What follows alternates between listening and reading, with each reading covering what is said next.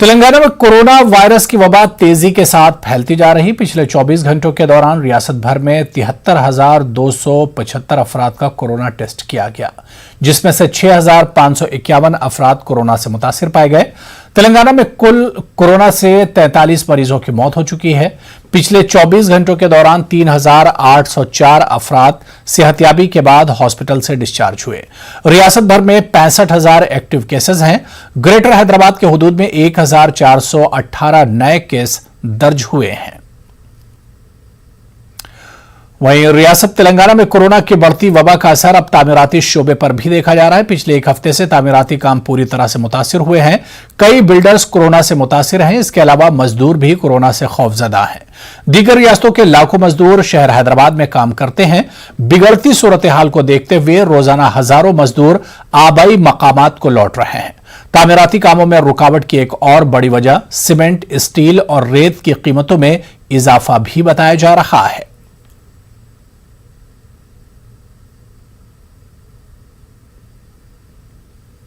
तो वहीं कोरोना की वजह से रियासत की आवाम परेशान है। सरकारी और खानगी दवाखानों में बेड्स न होने से मरीजों को दुश्वारियां पेश आ रही हैं। वेंटिलेटर्स न होने से मरीजों की जान के लाले पड़ गए हैं। एक जानिब दवाखानों में वेंटिलेटर्स नहीं है, जबकि संगारेड्डी के सरकारी दवाखाने में वेंटिलेटर्स मौजूद है मगर अमला नहीं है।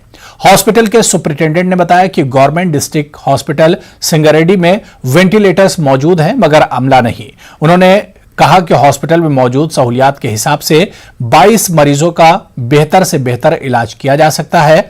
मकामी अवाम ने हॉस्पिटल में अमले का तकर्रुर करते हुए इन हालात में अवाम को बेहतर से बेहतर तिब्बी सहूलियात फराहम करने का हुकूमत से मुतालबा किया। तो वहीं जिला निजामाबाद के सरकारी दवाखाने में ऑक्सीजन पर खुसूसी नजर रखी जा रही है। हॉस्पिटल में 6 टन का ऑक्सीजन प्लांट मौजूद है। मुख्तलिफ इलाकों से ऑक्सीजन की किल्लत से मुतालिक आ रही खबरों के बाद जिला इंतजामिया हरकत में आ गया। टैंकर के जरिए माए ऑक्सीजन को प्लांट में मुंतकिल किया जा रहा है। रोजाना 1 टैंकर ऑक्सीजन मंगवाई जा रही है। हर बेड को 24 घंटे ऑक्सीजन सप्लाई किया जा रहा है।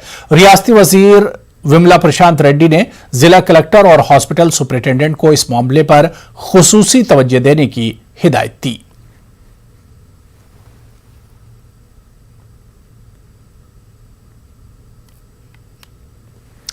उधर कोरोना को आरोग्य श्री में शामिल करने का मुतालबा करते हुए कांग्रेस पार्टी के रुकने असेंबली सीतका और एनएसयूआई के रियासती सदर बी वेंकट ने आज से भूख हड़ताल का आगाज किया।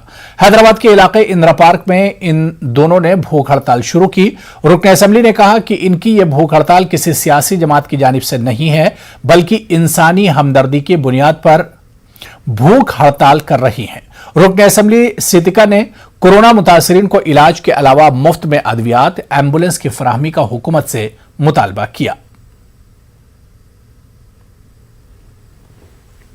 ప్రజల యొక్క ప్రాణాలను కాపాడడం కోసం ప్రభుత్వం ఎలాంటి నిర్ణయాలు తీసుకుంటుందో ఒక్కసారి ముఖ్యమంత్రి గారు ప్రజలకు భరోసా ఇచ్చే విధంగా, ప్రజల ప్రాణాలను కాపాడే విధంగా, మరి ఎక్కడైనా కూడా అందరికీ అందుబాటులో ఉచిత వైద్యం అందే విధంగా, కరోనా నుంచి రాష్ట్రాన్ని కాపాడే విధంగా మంచి నిర్ణయాలు తీసుకోవాలని చేతులు జోడించి దండం పెట్టి అడుగుతా ఉన్నాం. ఇది రాజకీయం కాదు. ఇవాళ రాష్ట్రంలో ఎక్కడి పోయినా ఆక్సిజన్ కొరత ఉంది, బెడ్స్ దొరకని పరిస్థితి ఉంది. తర్వాత లక్షల రూపాయలు ప్రైవేట్ హాస్పిటల్లో పెట్టాలంటే ఆర్థిక స్తోమత లేక మరి గుండె చెదిరిపోతున్నటువంటి కుటుంబాలున్నాయి. గుండె ధైర్యం కోల్పోయి గుండెపోటుతో చనిపోతున్నటువంటి పరిస్థితులు ఉన్నాయి. ఇవన్నింటినీ ఎంతో కొంత పరిష్కరించేది ఆరోగ్యశ్రీ మాత్రమే. ఈ కరోనా జబ్బును వెంటనే ఆరోగ్యశ్రీలో చేర్చి కరోనాకు ఆరోగ్యశ్రీ ద్వారా వైద్యం అందించాలని మాత్రమే మేము కోరుతా ఉన్నాం. ప్రభుత్వం పైన ముఖ్యమంత్రి గారికి ప్రజలకి భరోసా కల్పించాల్సిన ఒక బాధ్యత ఉంటుంది. నిజంగా పాలకులు ప్రజలు ఒకటే అని చెప్పి మీరు ఇచ్చే నినాదం వాస్తవం అయితే ఈరోజు మీకు కరోనా సోకితే మీరు పోయి యశోద హాస్పిటల్లో ట్రీట్మెంట్ చేసుకోరు.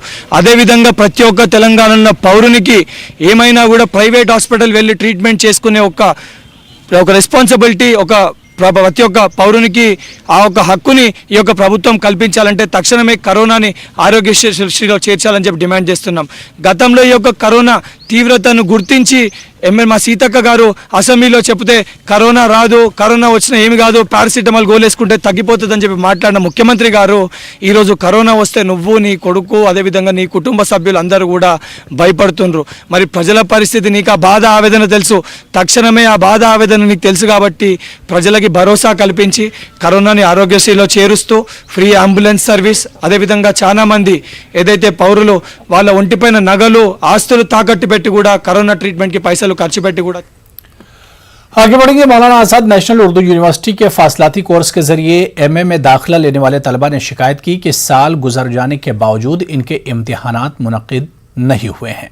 कई तलबा ने न्यूज़ 18 उर्दू से राब्ता करते हुए बताया कि 2019 में उन्होंने दाखिला लिया था। यूनिवर्सिटी ने इन्हें किताबें, नोट्स भी मुहैया किए और उन्होंने अपना असाइनमेंट भी दाखिल कर दिया है। तलबा का कहना है कि इन्हें एहसास है कि कोरोना वबा के तनाजुर में इम्तिहानात के इनेकाद में मुश्किल पेश आ रही है, लेकिन दरमियान में हालात ठीक थे और कई इदारों ने इम्तिहानात कामयाबी के साथ मुनक्किद किए। टेक्नोलॉजी के मौजूदा दौर में ऑनलाइन इम्तिहानात मुनक्किद किए जा सकते हैं।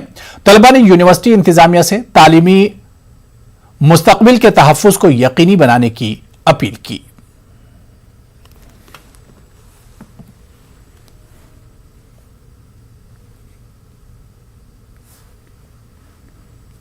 आज़ाद नेशनल उर्दू यूनिवर्सिटी में अक्टूबर साल 2019 में हमने एमए में एडमिशन लिया था। उसके 2 महीने बाद हमें किताबें भी मौसूल हुई। फरवरी 2020 में हमने जो है कॉलेज को असाइनमेंट भी सबमिट किए। उसके बाद कोरोना का दौर शुरू हुआ, लेकिन जब माहौल साजगार हुआ तो कुछ यूनिवर्सिटियों ने जो है ऑनलाइन एग्ज़ाम का एहतमाम किया। मौलाना आज़ाद यूनिवर्सिटी ने कोई भी इक़दाम नहीं किए, बस बताया गया है कि मीटिंगें हुई है एग्ज़ाम के ताल्लुक से, लेकिन एग्ज़ाम के लिए कोई रास्ता नहीं निकाला गया। तो बहुत सारी यूनिवर्सिटियों ने जो है फर्स्ट ईयर का प्रमोशन कर दिया है और सेकंड ईयर का जो है ऑनलाइन एग्ज़ाम लिया है। तो मौलाना आज़ाद नेशनल उर्दू यूनिवर्सिटी से बस यही गुजारिश है कि वो फर्स्ट ईयर का प्रमोशन कर दे और सेकंड ईयर का ऑनलाइन एग्ज़ाम ले ले, या तो फर्स्ट ईयर और सेकंड ईयर दोनों ईयर्स का जो है एक साथ ऑनलाइन एग्ज़ाम ले ले, ताकि बच्चों का जो है नुकसान ना हो, हम लोगों का नुकसान ना हो। इस बात को जहन में रखते हुए यूनिवर्सिटी कोई ऐसा कदम उठाए जो तमामी तुलबा के लिए अच्छा हो। 2019 में एमए फर्स्ट के अंदर साल अव्वल के अंदर जो है दाखिला लिया था। हमें किताबें भी दस्तयाब हुई हैं अल्हम्दुलिल्लाह साल अव्वल की, और हमने आखिर में साल के आखिर में कुछ असाइनमेंट्स दिए गए थे,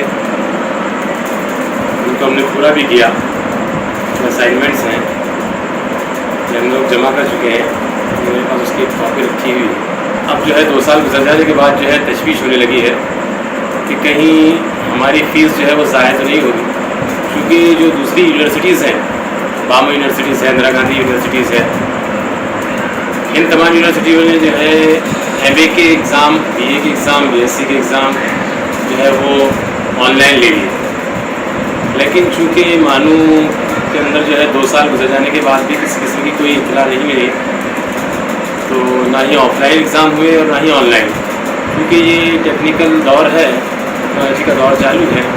लिहाजा यूनिवर्सिटी से मेरी गुजारिश है कि वो कम अज़ कम जो है एक तो हमें साल अव्वल के अंदर हमें प्रमोशन दे दे, साल दुआम के अंदर प्रमोशन दे दे, साल अव्वल से साल दुआम में, या तो फिर अगर इम्तिहानात लेना चाहें तो फिर ऑनलाइन का एक बेहतरीन ज़रिया।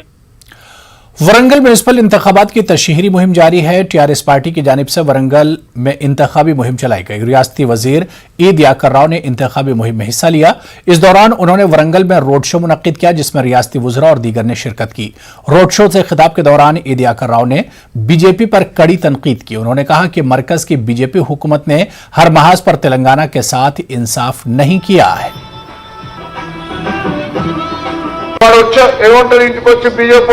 తమ్మి నీకు ఉద్యోగం వచ్చిందా? అరే వాస్తవే కదా అంటాడు. నీకు ఇల్లు వచ్చిందా? వాస్తవం అనిపిస్తుంది. అరే నీకు పెన్షన్ వచ్చిందా? రానోళ్ళ పట్టుకుని రాలేదు.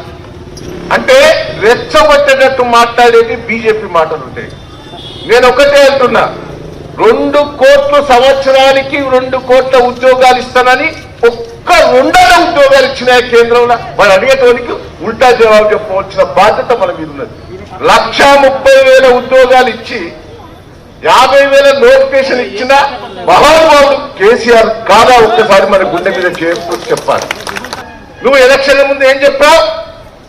15 లక్షలు మన ఖాతాలో పడతాయి అన్నారు. పడ్డాయా? పడ్డాయానే? పడ్డాయా అక్క? నాకు పడలేగా, నీకు పడ్డాయా? ఓ చెల్లె పడ్డాయా? ఏమన్నాడు? దొంగ నోట్లన్నీ తీసుకొచ్చి బ్లాక్ మనీ అంతా తీసుకొచ్చి మీ ఖాతాలు ఎంత అన్నాడు. గెలిచిండు, అవతల పడ్డాడు. అదే కాదు, మన్మోహన్ సింగ్ మన వినోద్ గారు చెప్తాడు ఎప్పటికి. మన్మోహన్ సింగ్ తిట్టాడు, 400 గ్యాస్ సిలిండర్ కొంటారు, 400 గ్యాస్ సిలిండర్ కొంటారు తిట్టావే. ఇప్పుడు ఎంత చేసిండు అక్క? ఓ చెల్లె ఎంత సిలిండర్ లేదా ఇట్లా? 1000 రూపాయలు చేసిన ఎవరైనా బీజేపీ వస్తే ఆ సిలిండర్.